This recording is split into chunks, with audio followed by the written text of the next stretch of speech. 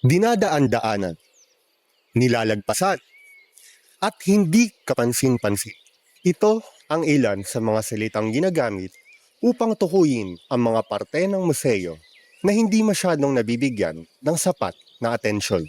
Kung titingnan natin ng mas malalim, makikita natin ang isa sa mga pinakamahalagang kultura ng Pilipino.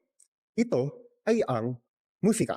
Maligayang pagdating sa National Museum of Anthropology, kung saan ang mga sining ay hindi lamang pumupungay sa mga mata, ngunit nagpapakita rin kung gaano kamangha-mangha ang mga Pilipino, lalo na sa larangan ng musika.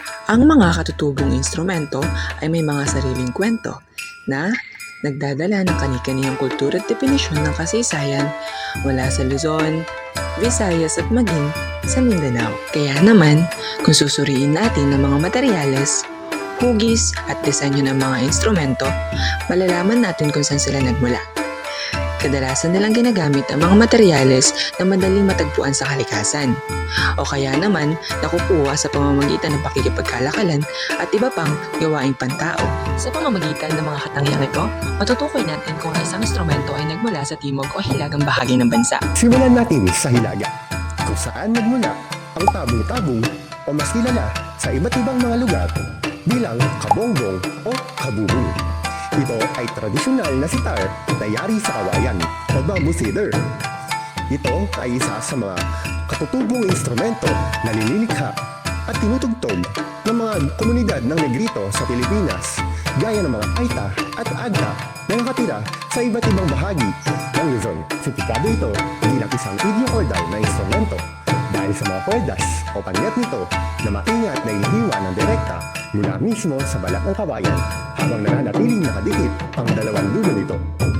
Ang tunog nito ay umaalingaw sa isang maliit na ukit na butas kapag kinakalabit o tinutuktok gamit ang mga daliri o maliliit na matpat. Ito ay personal at solemneng instrumento na ginagamit bilang saliw sa amba o yung mga awitin sa mga pagdiriwang o kasal. Maaari din itong gamitin sa mga pang-araw-araw na gawain gaya ng paglalakad, pagtatrabaho, o kaya naman tahimik na paglilibang at pagpapahinga sa loob ng tahanan. Kung sa Hilaga ay may instrumentong kawayan na kinakalabit, tumungo naman tayo sa timog na bahagi ng Pilipinas, kung saan maririnig natin ang lakas ng mga pinanday na tanso. Narito ang kulintangan. Alam nyo ba, ang kulintangan ay isang napakahalagang instrumento na may malalim na kaugnayan sa kulturang Muslim at sa mga katutubo sa Sulu. Binubuo ito ng walong magkakaibang laki ng mga gong na may umbok o boss na sabay-sabay na tinutugtog ng isang musikero tuwing may pista o okasyon. Ang instrumentong ito ay binubuo ng mga mode o estilo na may itinakdang ritmo para sa bawat isa sa 5 instrumento sa pangkat. Ang mga komposisyon dito ay walang formal na notasyon. Ito ay ipinapasa lamang sa pamamagitan ng pasalitang tradisyon. Dagdag pa rito, ginamit din ito noon upang maghatid ng mensahe sa malalayong lugar mula sa isang nayon patungo sa isa pa. At isa pa sa mga natatanging yaman ng timog ay ang kudyapi na isang tradisyonal na 2 kwerdas na luthang bangka o boatlut mula sa Mindanao. Isa itong mahalagang bahagi ng mga komunidad ng Lumad at Moro na may mayamang pamanang pangkultura at mga kwentong bayan na nakapalibot dito. Ang katawan nito ay inuukit upang maging mukhang buwaya bilang simbolo ng proteksyon at lakas.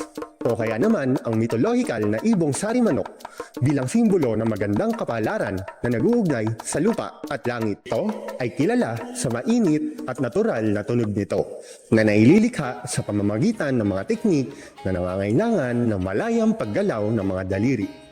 Nagsisilbi itong instrumento sa pagpapabahagi ng mga kwento, mito at mga alamat upang mapanatiling buhay ang kasaysayan at mga tradisyon ng rehiyon. Ang mga instrumentong ito ay patunay na ang kasaysayan ng Pilipinas ay hindi lamang nababasa sa mga libro.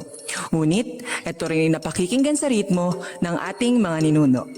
Mula sa himig ng tabong-tabong sa Hilaga hanggang sa marangyang tunog ng kulintangan at kudyapi sa timog, ang sining ng tunog ang nagbubuklod sa ating pagka-Pilipino. Kaya wag lang natin itong iwanan sa nakaraan. Maglakbay, tumuklas at makinig. Bitbitin natin ang mga pamanang ito patungo sa hinaharap.